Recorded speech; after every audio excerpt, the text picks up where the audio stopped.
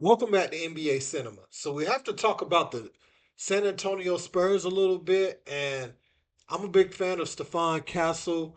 Been loving his game at UConn.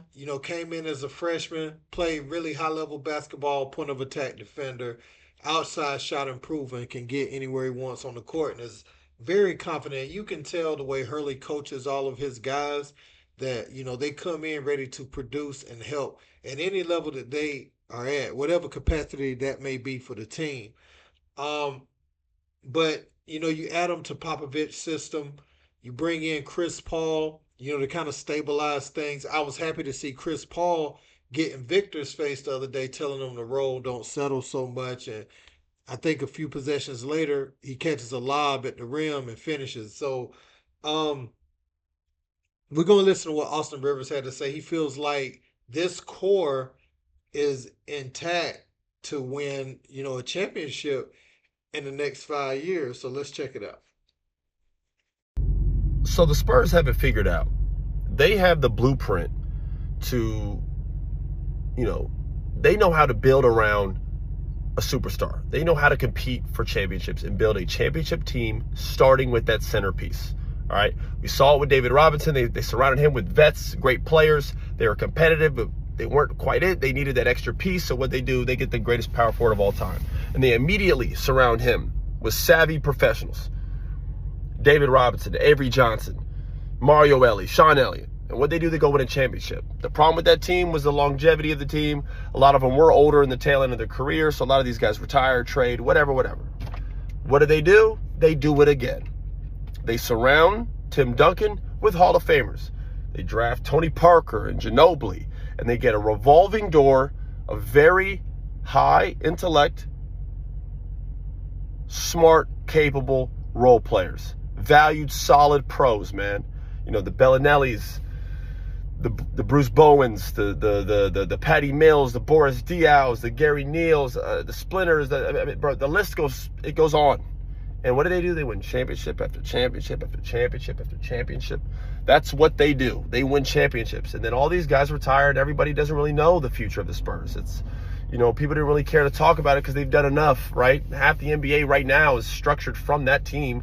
It's either like you're a descendant from Pat Riley or Pop, in terms of who's running the NBA, who's making decisions, who's coaching, front office, etc.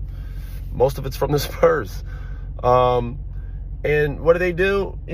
People don't know. We don't know what they're going to do.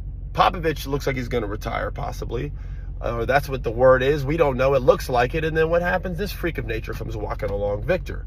And what do? They're doing it again. They're building around him.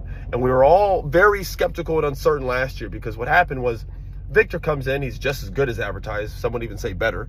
So then we all start to worry, like, this guy's actually really good. Like, why is this team so bad? He needs help. Like, they need to surround him with some talent. And within a year and a half, you can now see the full picture, and that they are. They get a savvy vet, Chris Paul, Hall of Famer. And, for those who have short-term memory, you remember what he did for OKC before they turned into what they are now. He was a big part of, like, the building blocks there. He was huge for Shea and development of some of those guys there, right? And he's doing that now with San Antonio. Watch how much better. They're going to be a lot better than what people think they're going to be this year. You got savvy vets again. Harrison Barnes. This is what they're doing. They're putting these guys in. You have young talent. Calvin Johnson, now like in his rightful position. You can have him come off the bench, be a scorer, slasher, great driver to the rim. Sohan, I don't know if I'm pronouncing that correctly, but he's like a descendant of Dennis Rodman. And he's actually, is a lot more skilled than what people think he is. And then they draft the best this year in a draft that people are very critical of, myself included. They go get the best player in the draft, Castle, who's going to be the best player from this year. I mark my words. He's going to be a stud. So, we're seeing it, right? They're doing it again. They're putting these pieces in form again, man. Within the next 5 years, this team will win a championship. And I'm not saying this team exactly will win, but this is the start of the team that will. There are pieces from this team that will help them win in the future. Big time. It's happening. Unbelievable. So with Austin Rivers saying that some of these pieces will be vital contributors for a new San Antonio Spurs championship. I don't disagree that that's a possibility. Still, a lot of things that have to be fleshed out on the roster, and that's what Austin said. He's not saying that Harrison Barnes will necessarily be the three, or Chris Paul definitely won't be the point guard at that point. But he does feel like Chris Paul's tenure will start to bring some culture in. Now, Chris Paul was a few years younger in OKC, and there was a talent like Shea Gilgis Alexander that was willing to work and willing to get better and wanted to study Chris Paul to become, I would say, the best scorer in the NBA right now.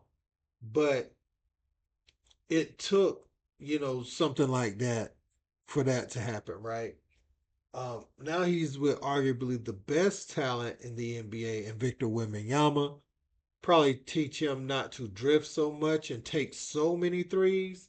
I do understand that he's not the physically strongest player right now, but man, when Victor is in that paint on either end of the floor, you have to account for it because he can catch lobs that just other people can't, and he can finish things. His body can be around the backboard and he can still finger roll it somehow into the basket with his wingspan. So just defending him is difficult.